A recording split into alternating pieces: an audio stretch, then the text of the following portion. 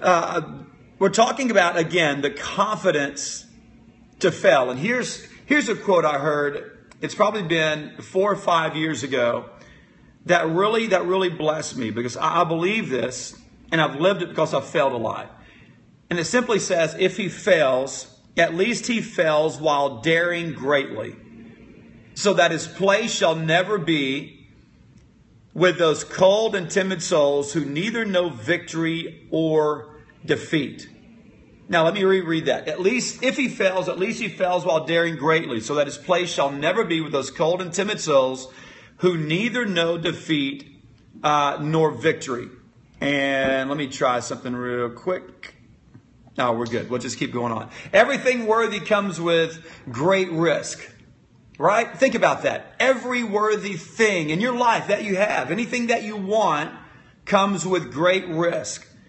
For example, if you wanted to climb Mount Everest, that would be a tremendous victory, potentially, but you can't do it without the immediate, continual risk of falling. And it'd be a great risk. You can't make millions in the market without what? Without the risk of failing and potentially losing everything. You'll never open new doors. You'll never try new adventures. You'll never experience new things or reach outside your comfort lines without the risk of failing. What are some of those risks? The risk of being laughed at. Right? Of being laughed at. Just by doing something that other people aren't doing. Just by stepping out there and trying to be great, or taking on something new, or maybe creating kind of a new identity for yourself.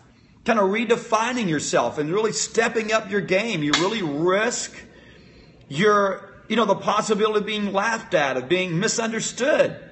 How many of you guys have ever been misunderstood while you're really trying to do something that would bless someone else? You risk your security when you try new things. You risk stability. Because the fact is, anytime you try something great, you may fail. And that's just a fact. But here's what I've also understood by watching a lot of great people. Doers do the greatest things in the face of risk. And many of you guys on here, you're doers. That's why you're watching a Periscope like this. You could be watching, something just off the wall, silly and funny and crazy, but you're actually watching something you might get a little content out of. You're more of a doer.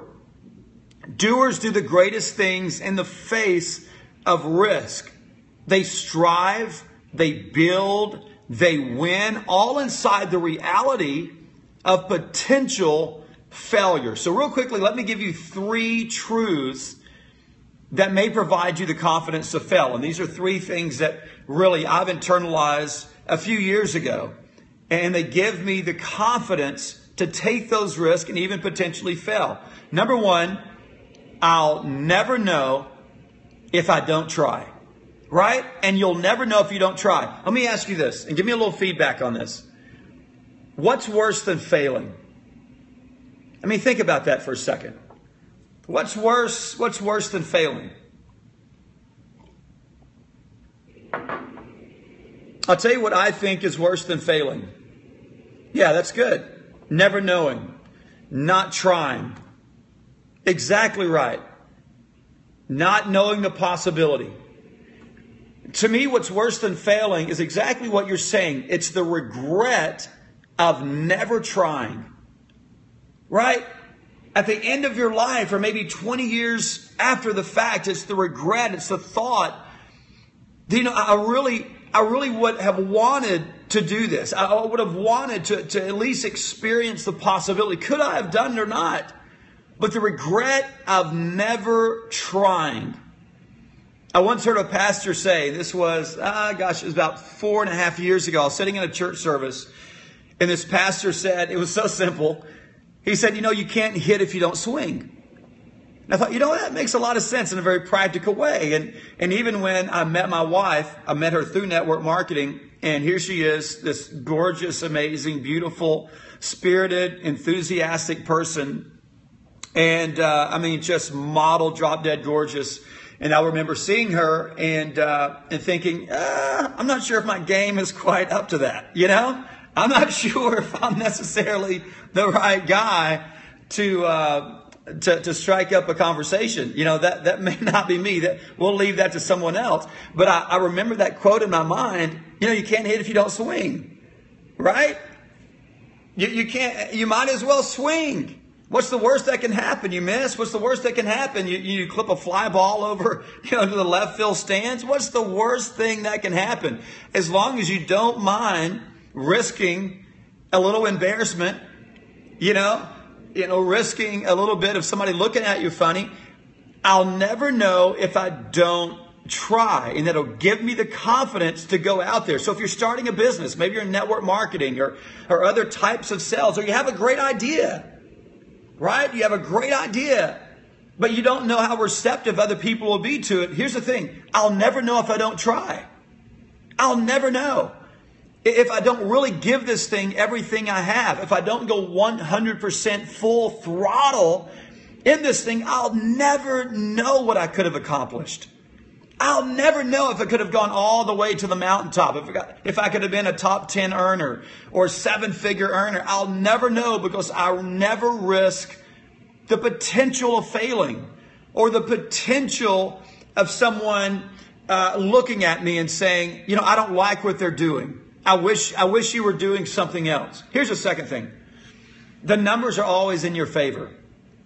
The numbers are always in your favor. Think about baseball, right? You can strike out all game long. You can ground out to the pitcher all game long. But in the bottom of the ninth, with runners in scoring position, all it takes is one single. You struck out all game. All it takes is one single. And friends, you'll be an all-star. If you can get that one single a game, you'll be an all-star. A 315 batting average, a 333 batting average, right? The numbers are always in your favor. And even in like a results-oriented business like network marketing or real estate or insurance or whatever it is, it's normally like a ratio of 1 out of 10, right? I talk to 10 people, 9 people say no. 9 people say you're an idiot. 9 people say get out of here. 9 people don't answer the phone, but one person will make you a millionaire. One person, if you talk to enough tens, right? Regardless of the industry you're in, you just keep going and you keep going. The numbers are always in my favor, right?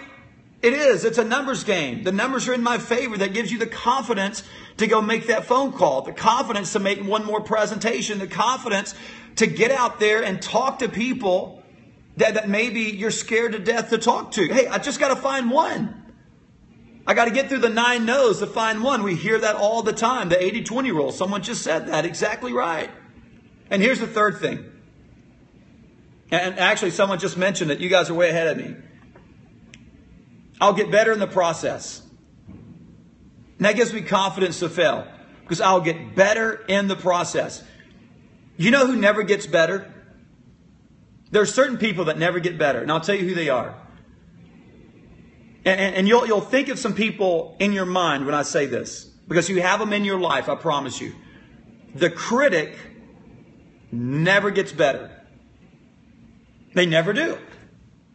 The critic never gets better. The person that stands around just poking fun of everybody else, right? The person that stands around watching for people to fail so they can jump on you, right? The critic never gets better. The guy in the stands that's just watching the race, they never improve.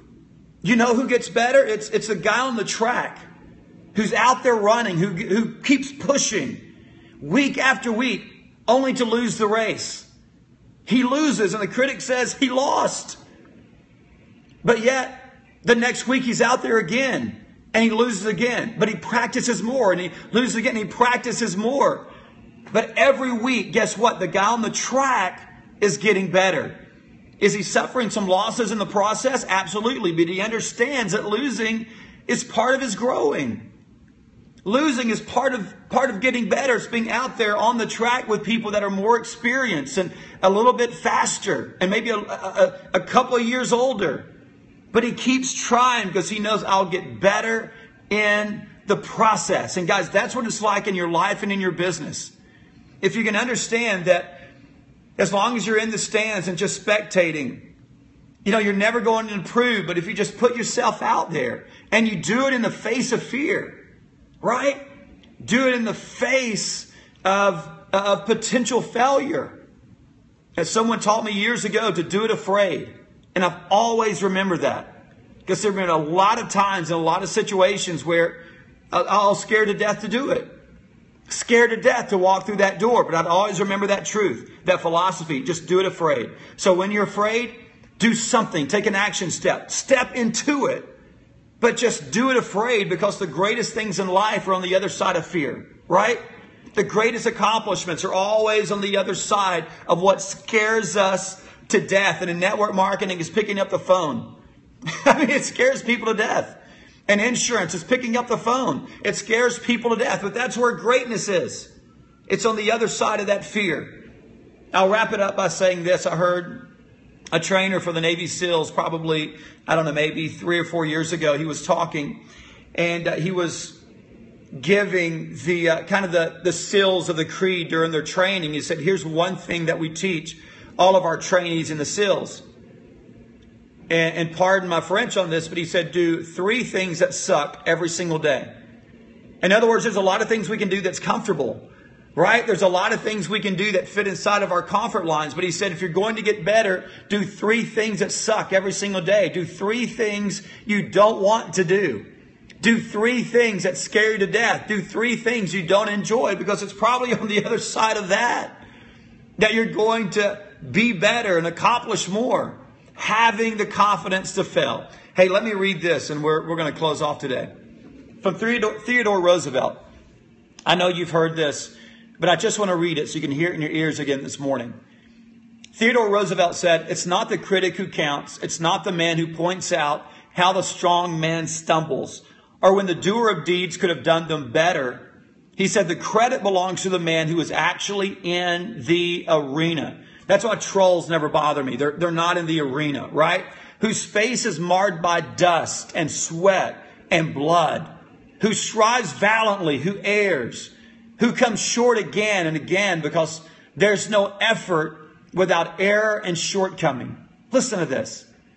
But who does actually strive to do the deeds, who knows great enthusiasms, the great devotions, who spends himself in a worthy cause, who at the best knows in the end the triumph of high achievement, and catch this, and who at the worst, if he fails, at least fails while daring greatly, so that his place shall never be with those cold and timid souls who neither knew victory nor defeat. Guys, that is powerful. You can be a critic, or you can be a doer. And some people are just